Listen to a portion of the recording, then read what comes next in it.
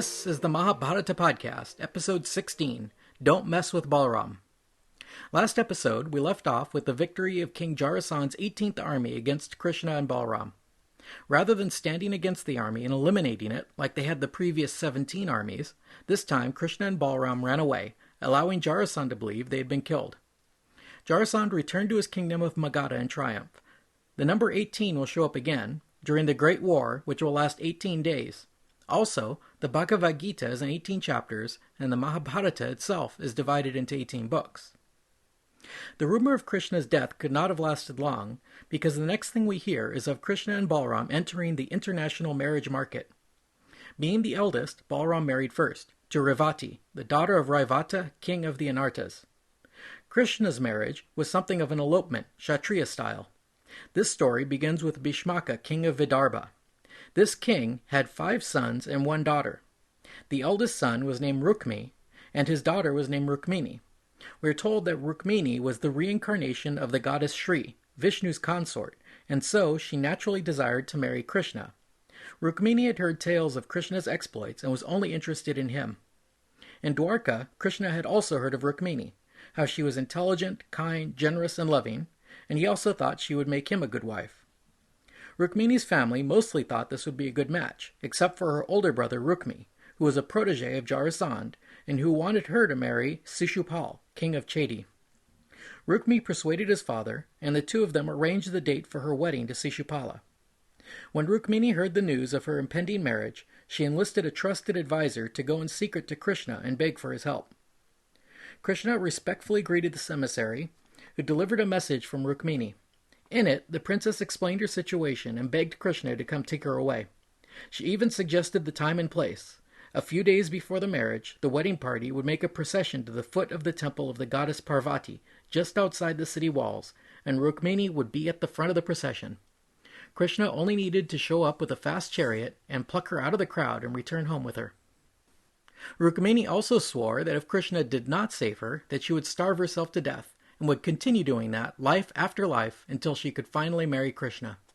Krishna readily agreed to the rescue attempt, and he immediately ordered his chariot to be prepared and set out for Vidarbha. Meanwhile, in Vidarbha, the wedding preparations had commenced.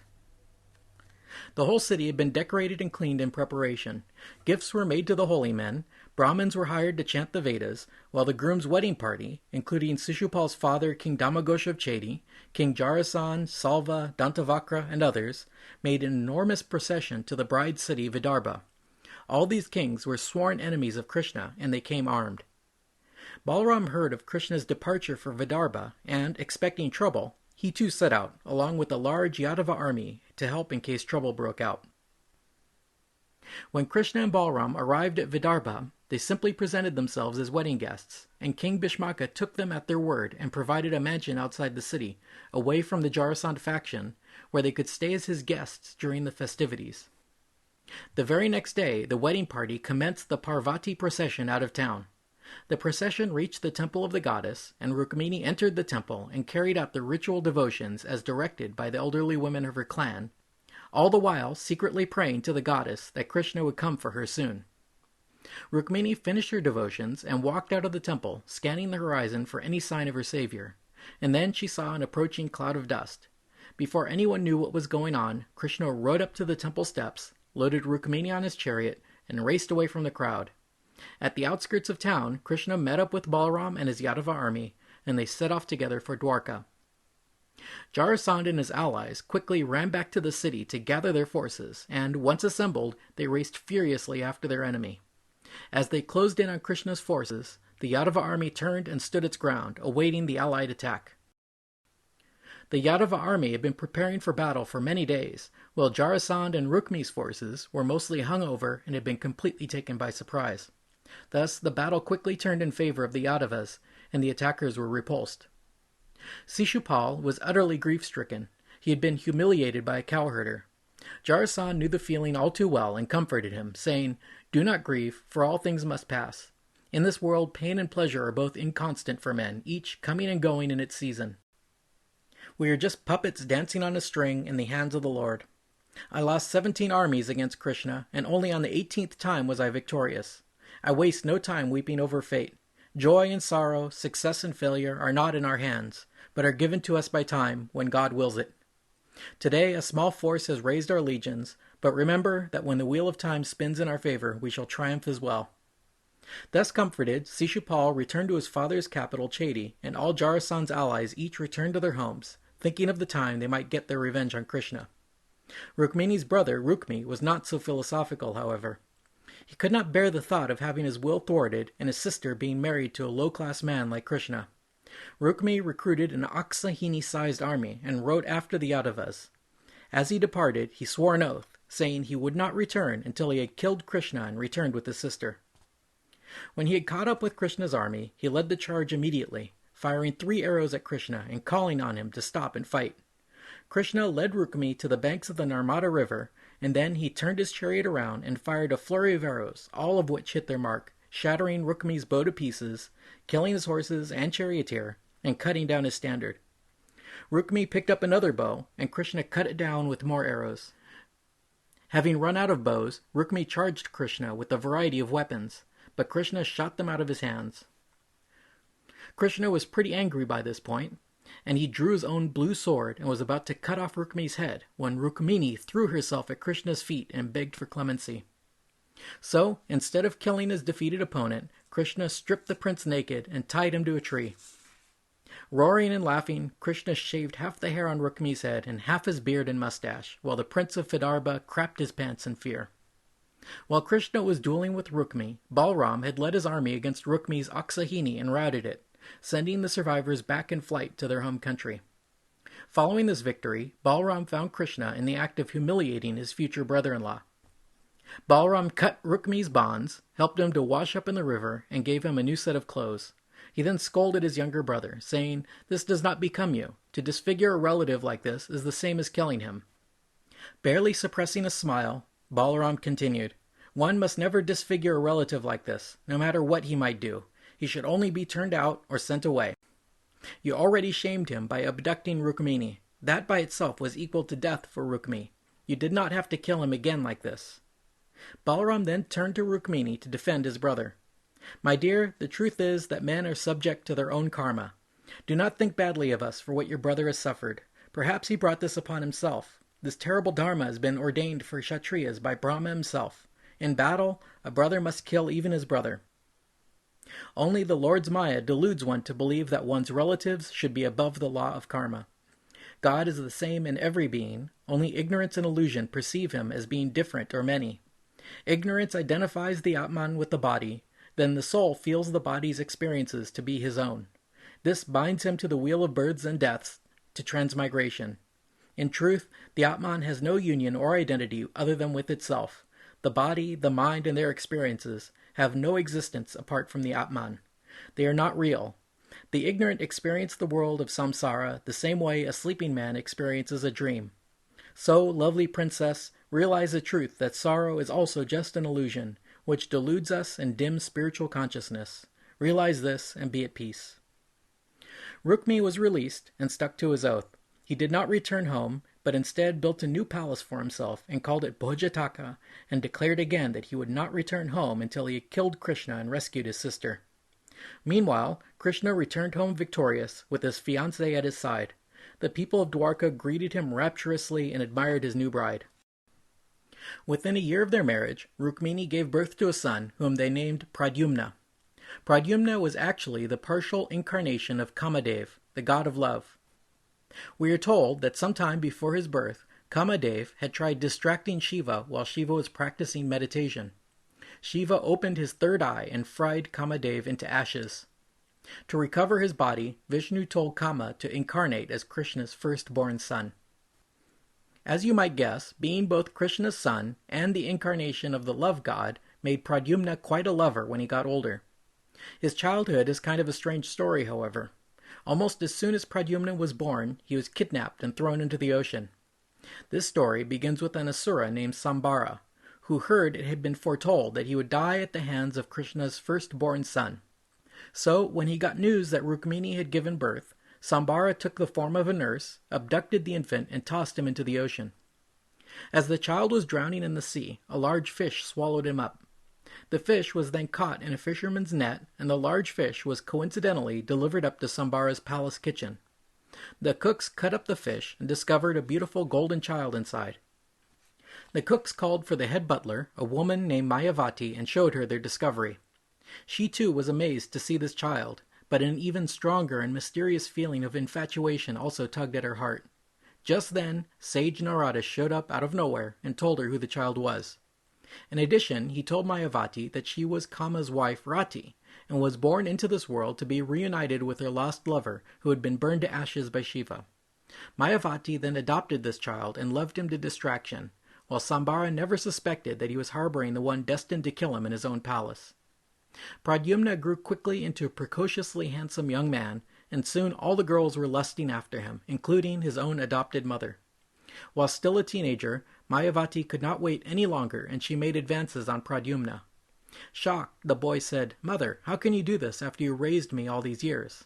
Mayavati replied, "You're not my son, Pradyumna. You're the son of Krishna, and you're an Amsa of Vishnu. You are Kamadev, whom the Lord Shiva made into ashes, and I am Rati, your wife." The boy suddenly remembered everything, and he knew she was speaking the truth. Mayavati told him, "Sambara is your enemy, and the demon's death will be by your hands. The only way to kill him is with sorcery, and he is a master of illusion." Mayavati then taught Pradyumna the art and arcane secrets of Mahamaya, the way of the occult warrior. With this knowledge, he could dispel the most potent spells that Sambara could cast at him. When his training was complete, Pradyumna went to Sambara's court and hurled abuses at him. Hissing like a snake, eyes blazing, the Asura came out with a cudgel in his hand. With a roar, he whirled the weapon around and flung it like lightning at Pradyumna, who knocked it aside with his own mace and ran at Sambara. Sambara then began using his magic, disappearing and raining poison arrows on Krishna's son. Pradyumna responded by transforming the arrows into harmless flower petals. A big, dramatic magic fight broke out, but it ended predictably. Sambara leapt at Pradyumna, and the boy dispatched him the old-fashioned way, cutting off his head with a sword. The Devas all gathered around in the sky and rained flowers on Pradyumna. Mayavati then joined the boy, and the two of them flew to Dwarka to meet his parents. The pair landed right in the middle of Krishna's harem, which was full of half-clad nymphs. They all crowded around this handsome Krishna look-alike as soon as he appeared. Rukmini then came across the boy and had to be told that this was her long-lost son.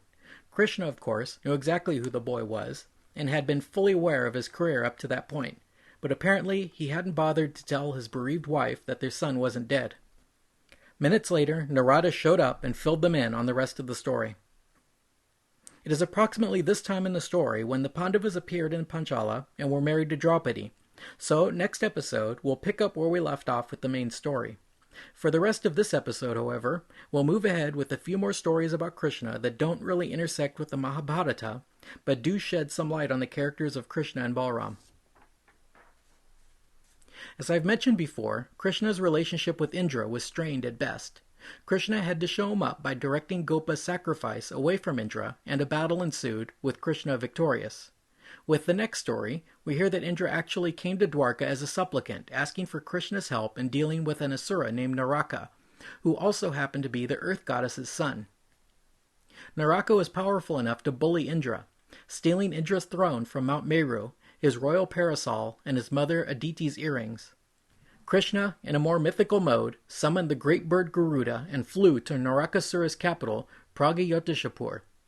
The city had immense physical and magical fortifications, including some kind of anti-aircraft artillery. Krishna smashed the mountainous fortifications and deflected the elemental artillery with his Sudarshana chakra. Krishna blew his conch, which rattled the foundations of the city, but it also awoke a kraken-like demon named Mura, who opened his 5 eyes and then leapt at Krishna, wielding a trident. Krishna used his arrows to slice up Mura's weapons and sealed up his 5 mouths. Then he fired his disc-like chakra and beheaded the creature. Mura had 7 sons, all horrible and demonic like himself, and, grief-stricken, they made a concerted attack on Krishna, who of course blew them all into dust with his power. Finally, Bhumidevi's son, Narakasura himself, came out to attack Krishna. Riding an immense elephant that could fly through the air, he led his demon army against Krishna. When he got in range, Naraka fired his Satanyi weapon at Krishna, which was a spear with 100 fireballs. At the same time, his Asura army fired thousands of missiles. In a moment, Krishna decapitated 1,000 soldiers and killed their flying elephants. Garuda also attacked the elephants, slicing them to pieces with his massive talons. The remaining elephants could not face this terrible eagle, and they turned and fled back to the city. While his army fled, Naraka stood his ground. He threw his lance at Garuda. This was the same lance he'd used to drive off Indra and the Devas, but when it struck the eagle, it shattered into dust. Naraka then used his trident to attack Krishna, but instantly was beheaded by Krishna's shining chakra. The demon's head fell to earth, his mother, and the Devas all cheered from the heavens. Mother Earth came to Krishna then, bearing Indra's stolen items, and she prostrated to Krishna and praised him. She brought out Naraka's son, her grandson, named Bhagadatta, and presented him to Krishna. Understandably nervous, the boy asked Krishna for his blessing. Krishna agreed to give the boy his blessing, and then he entered the city of Pragyotishapur. Entering Naraka's palace, Krishna found the harem containing 16,000 women, all former wives of the demon. All 16,000 women, as soon as they caught a glimpse of Krishna, fell instantly in love with him. They all desired to marry Krishna. So Krishna packed up all the booty from the palace and his 16,000 new wives and sent them all back to Dwarka. Krishna then flew off to Devaloka to return their stolen goods. He delivered up the throne, the parasol, and the earrings, and then came across the Parijata, the wish-giving tree. Krishna wanted to take it home as a gift for one of his wives, Satyabhama, but the gods refused to let him have it. So Krishna simply uprooted the tree and used it to beat off the Devas who tried to fight, and flew back to Dwarka with it. Krishna explained what he did to Satyabhama, telling her, "Just days ago, Indra came begging to me, laying his crowned head at my feet when he wanted me to kill Narakasura. Yet, once he got what he wanted, he showed his gratitude by attacking me. That is why Indra and his Devas are not worthy of worship. They are blind with prosperity, foolish with wealth." As for the 16,000 beauties he had brought home, Krishna married them all in a single day. He gave each of them a palace, and he lived with every one of them, assuming a different body for each. He made love to them all, for they are all Amsas of the goddess Lakshmi. All the women lived in a condition of permanent ecstasy. Each one had 100 handmaidens, but they always served Krishna personally, cooking for him, washing his feet, making betel leaf rolls for him, chatting with him, and of course making sweet love. As if having more than 16,000 wives were not impressive enough, each wife bore Krishna 10 sons, and each son was valiant, handsome, and intelligent as their father. As for Krishna's first wife, Rukmini, her brother had not forgotten his grudge. Things were made even worse when Krishna's firstborn by Rukmini, Pradyumna, actually abducted Rukmini's daughter from her Swayamvara and made her his own wife. I suppose enough years went by for his rage to die down somewhat, because Rukmini actually agreed to a third alliance with the Yadavas. This time it was his granddaughter who was engaged to Krishna's grandson. They all got together in the city of Bhojataka to hold the wedding. Rukmini and his allies conspired to have a dice game with Balaram, since they knew Balaram to be a horrible gambler, but also addicted to it. Balaram agreed to the game, and it started out pleasantly enough, with small stakes. But as the game went on, the players became progressively more intoxicated from wine, and the stakes grew larger and larger. At first, Rukmini won each throw, until Balaram was betting tens of thousands of gold pieces. Finally, when the stakes reached the millions, Balaram won the throw, but Rukmini knocked the dice off the table and declared that he had won. Surrounded by his confederates, they all supported Rukmini and lyingly declared that he had won. Balaram glared menacingly back as the various kings taunted and laughed at him, but he downed a bottle of wine, and then he raised the stakes yet again, this time to 100 million gold pieces. Once again, Balaram won the throw, but Rukmini blithely pushed the dice aside and declared victory. Balaram growled at him, "You lost, Rukmini." Rukmini turned to his friends and asked them to decide. They lied again, saying, "Rukmini has won 100 million gold pieces." Suddenly, a disembodied voice spoke, saying, "Balaram played honestly and he won honestly. Rukmini is a liar and a cheat." Rukmini would not accept what the divine voice said. He mocked Balaram, saying, "You and your brother are cowherds that belong in the forest. What would you know about games of kings like dice? What would you know about any sport of the Kshatriya class?" The other kings laughed viciously, and Balaram finally lost his temper. In a flash, he seized his mace and smashed Rukmini's face with a blow that splattered hair, teeth, and eyeballs on the rest of the kings there. He then turned with a roar at the other kings. Balaram was so drunk, however, that they managed to get away with only a few injuries. Rukmini and Krishna were nearby and heard the noise. When they arrived at the palace, Rukmini saw her mangled brothers sprawl on the floor, and she became hysterical. She turned on Balaram and screamed, "Is this why you saved my brother's life on the banks of the Narmada, so you could kill him yourself?" She turned to Krishna for support, but he kept his mouth shut. He didn't defend Balaram, but he also wouldn't criticize him. All Krishna would say was, "It's time we went home to Dwarka." We'll finish up this episode with a couple more stories about Balaram. The first is about Balaram's return visit to Gokula, where he and Krishna grew up as cowherds in disguise. All the time Krishna had been away, the Gopi women all thought only of him and longed for his return. Thus, when Balaram returned to visit, all the gopis went to him asking for news of Krishna. Balaram happily took Krishna's role in Vraja and became the gopis' lover, spending 60 consecutive nights with these women, drinking and making love. One night, the drunken lovers were having an orgy near the Yamuna River, but still some distance away. Balaram was too drunk to get up, and he mentioned to the gopis how he would like to bathe with them in the river, but it was too far away. He then called out to the Yamuna to move itself closer so they might swim. The river, not realizing who was making this request, simply ignored him. Balaram then grew angry, picked up his plowshare weapon, and stabbed the river, dragging it in agony towards the spot he had ordered it to move. The poor river goddess shrieked in pain and begged for mercy until Balaram set it down in its new course. He then resumed his adulterous lovemaking with the gopis. The final story of Balaram involves Krishna's son named Samba, who attempted to abduct a daughter of Duryodhana, the Pandava's evil cousin. While sharing in his father's audacity, Samba lacked his invincibility. Because Samba made off with the girl, but Duryodhana's good friend Karna rallied a force against him, and they were able to pursue and then capture the boy. They tied him up with a rope and brought him back to Hastinapur as a prisoner. The meddling sage Narada made his way to Dwarka to report what had happened. The Yadavas were all incensed, and King Ugrasena ordered an army to be mustered. Balaram, on the other hand, had always had a soft spot for Duryodhana and his brothers, and he objected to the idea of war breaking out.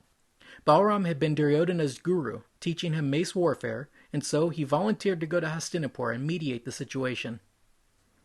Thus Balaram went to Hastinapur, accompanied by a token force and a herald.